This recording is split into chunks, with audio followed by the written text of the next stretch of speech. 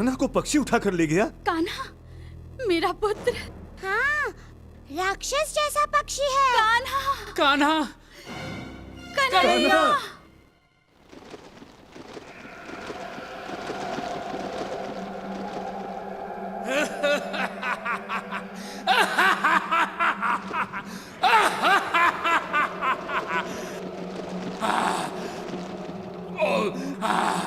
मैंने अपनी बहन की मृत्यु का बदला ले लिया। ये समाचार जब मैं महाराज कंस को दूंगा तो वो अति प्रसन्न होंगे। ये क्या हो रहा है? मेरा पेट फूल क्यों रहा है?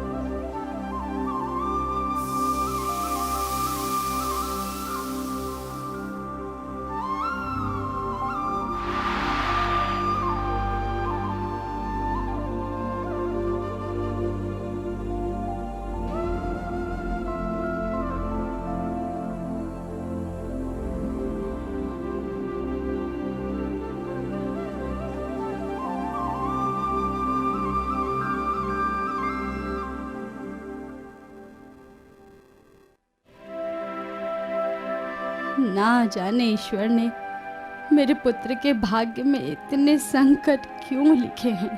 परंतु ये भी तो देखो यशोदा बहन कि हमारे कान्हा का कोई बाल तक बांका न कर सका। ये तो भाग्य की बात है रोहिणी बहन। ये आवश्यक तो नहीं ना कि जो आज तक नहीं हुआ वो आगे भी कभी ना होगा। क्यों नंद जी? हाँ हाँ, अब मैं क्या कहूँ, कुछ समझ में नहीं आता। बड़े आश्चर्य की बात है कि जो अनिष्टकारी घटनाएं वहां गोकुल में घट रही थी अब यहाँ घट रही हैं। वृषभान जी, चिंतित न हो। जिस तरह गोकुल में किसी का अहित नहीं हुआ है, उसी तरह यहाँ भी किसी को कोई हानि न पहुंचेगी। पधारिए। लगता है आप ये सोच रहे हैं कि ये सभी घटनाएं कृष्ण के यहाँ आ जाने से हो रही हैं। जी नहीं नहीं। ये सोचिए कि यशोदा नंदन मुरलीधर की कृपा से वृंदावन में छिपे सभी असुरों का नाश हो रहा है। आप ठीक कह रहे हैं। क्या ठीक है क्या नहीं, ये तो वो लीलाधर ही जानता है जिसने ये लीला रची है।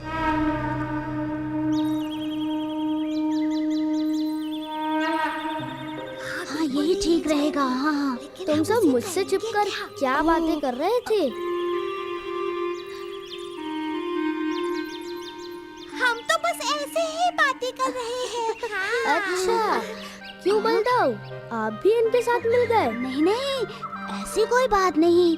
हम तो बस यही बात कर रहे थे कि कल हम सभी वन के उत्तरी भाग में जाएंगे और दिन भर वहीं खेलेंगे। परंतु हम तुम्हें नहीं ले जाएंगे। क्यों? मुझे क्यों नहीं ले जाओगे? क्योंकि तुम जाओगे तो वो राधा भी जाएगी और तब तुम हमारे साथ नहीं खेलोगे, बस उसी से बातें करते रहोगे। अगर मैं राधा को साथ ना ले जाऊं तब तुम हमारे साथ चल सकते हो। तो ठीक है, मैं राधा से कहूंगा ही नहीं कि हम वन में जा रहे हैं। अब तो मुझे ले जाओगे ना? हाँ, क्यों नहीं, अवश्य।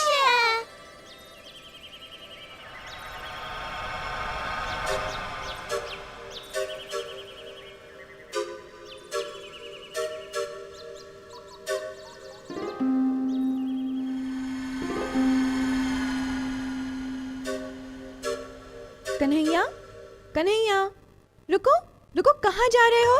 लो, अब इसके प्रश्नों का उत्तर देना कठिन हो जाएगा। मुझसे छिपकर कहाँ भागे जा रहे थे? अब मैं चाहूँ तो भी राधा से दूर नहीं भाग सकता। बोलो बोलो बोलो, उत्तर दो। देखो देखो, सत्य कहना। हाँ आज मैं तुम्हारी इस हंसी से मोहित नहीं होने वाली। बताओ, कहाँ जा रहे थे? वो मैं माधव से मिलने जा रहा था। कह तो ऐसे रहे हो जैसे कोई बड़ी समस्या हल करने जा रहे हो। देखो, मैंने कहा था ना कि सत्य कहना। अब इस प्रेम के आगे मुझे हार माननी ही पड़ेगी। हम सब आज पूरे दिन के लिए वन में जा रहे हैं। मुझे छोड़कर? वो माधव ने कहा कि अच्छा, माधव ने कहा और तुमने मान लिया? नहीं नहीं, मैं नहीं माना। मैंने उनसे कहा कि राधा के बिना कृष्ण कैसे जा सकता है। सच?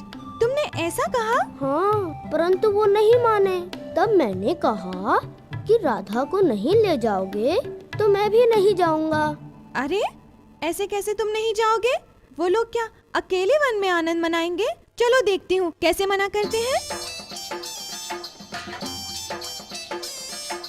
अरे अरे,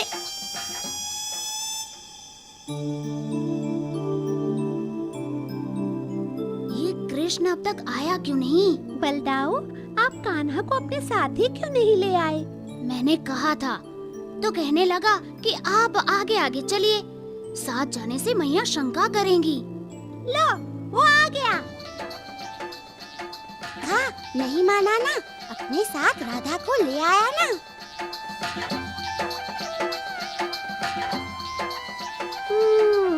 क्यों रे माधव, क्या कह रहा था तू कन्हैया से कि राधा को लेकर मत आना? मैं अब बकरी की तरह मैं क्या कर रहा है? चल। और एक बात ध्यान रखना, राधा के बिना कृष्ण कहीं नहीं जा सकता।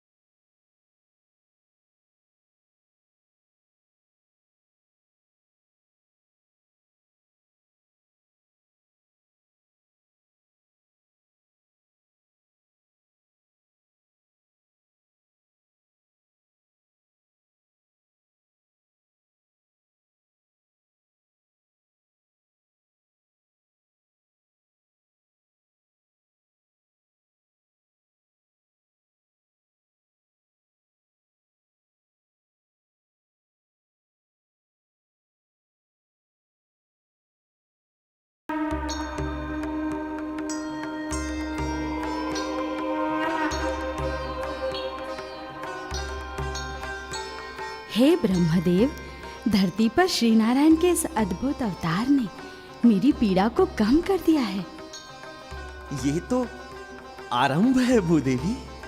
आगे आगे देखिए, चक्रधारी धरती से समस्त पापियों का अंत कर देंगे और आप उनके लीलाओं पर मोहित हो जाएंगी।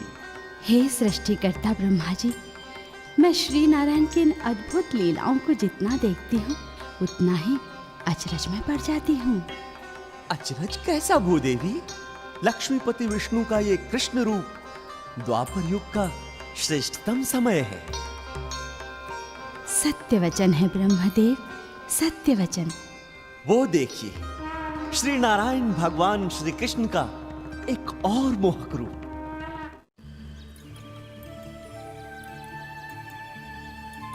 राधा, तुम उस बेल पर क्यों बैठ गई? उन्होंने कहा कि ऐसा करने पर ही वो तुम्हारा पता बताएंगे। मैं तो तुम्हारे मन में बसा हूँ और तुम मुझे बाहर ढूंढ रही हो।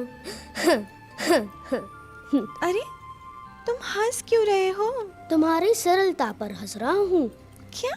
यदि वो यमुना में कूदने को कहते तो कूद जाती। सत्य है, जिसके मन में मेरे प्रति प्रेम जग जाता है फिर वो और कोई चिंता नहीं करता। ये क्या? तुम्हें हंसी बहुत आती है, बस हंसते ही रहते हो या कुछ और भी करते हो? बोलो, और क्या करूं? कुछ भी करो या ना करो, मेरा तो मन बस तुम्हें निहारते रहने को करता है।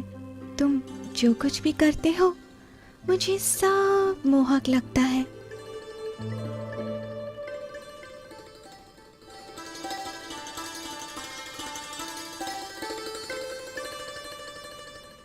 वृषभान जी, आपका बहुत बहुत धन्यवाद। आपने हम सभी गोकुलवासियों की बड़ी सहायता की यहाँ वृंदावन में स्थापित होने में। आपकी सेवा करने का मुझे अवसर मिला, यही मेरे लिए सौभाग्य की बात है। कान्हा के बाबा ठीक कह रहे हैं भैया। यहाँ आते ही कुछ ही दिनों में कपिला बहन से ऐसा अपनापन हो गया है कि लगता है जैसे हम सगी बहनें हैं। और राधा के साथ कान्हा तो देखो कितना हिल मिल गया है, मन रम गया है उसका यहाँ। मेरी राधा बिटिया है ही ऐसी। आप तो बस उसकी विदाई की प्रतीक्षा है। क्या क्या करता है होने वाला दामाद? महाराज कंस की सेना में है। ईश्वर से प्रार्थना है कि वो सकुशल लौट आए। चिंता न करें, सब कुशल ही होगा।